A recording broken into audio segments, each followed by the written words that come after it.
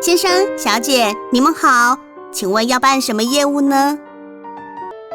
先生、小姐，你哋好，請問我來辦乜嘅呢？先生、小姐，你哋好，請問我來辦乜嘅呢？我們要申請地籍謄本，請問貴姓？必姓張。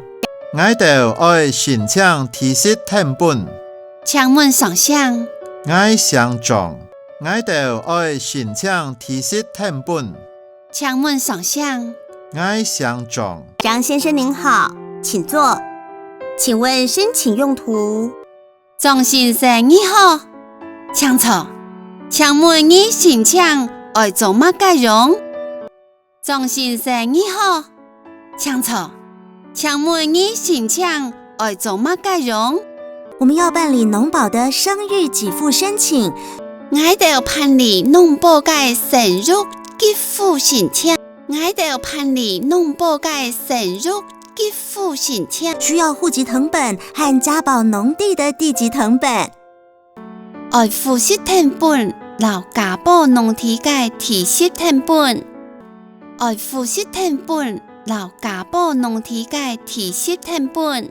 這邊有2筆資料，需要申請哪個地段的謄本呢？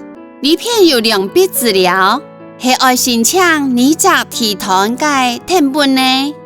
呢篇有2筆資料，係愛申請你隻地段嘅謄本呢？你們是用哪一筆農業用地去參加農保？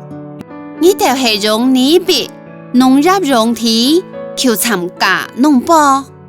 你哋係用呢筆農業用地去參加農保？我們不太確定，請問是否可以2筆都一起申請？我哋冇乜嘅確定，請問係唔係做得2筆共下申請？我哋冇乜嘅確定，請問係唔係做得2筆共下申請？好的，2個都申請。請問張先生，您是所有權人嗎？好，2筆都申請。請問張先生，你係所有權人嗎？好，2筆都申請。請問張先生，你係所有權人嗎？我是所有權人，沒錯。我係所有權人，冇唔錯。我係所有權人，冇唔錯。請提供印章和身份證，我將資料登錄進去，請稍等。請提供印章和身份證，我將資料登錄落去，請等一下。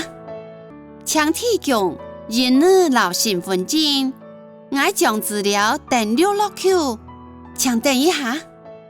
孩子多大啦？滿月咯。生日呢有幾大咧？滿月了。生日呢有幾大咧？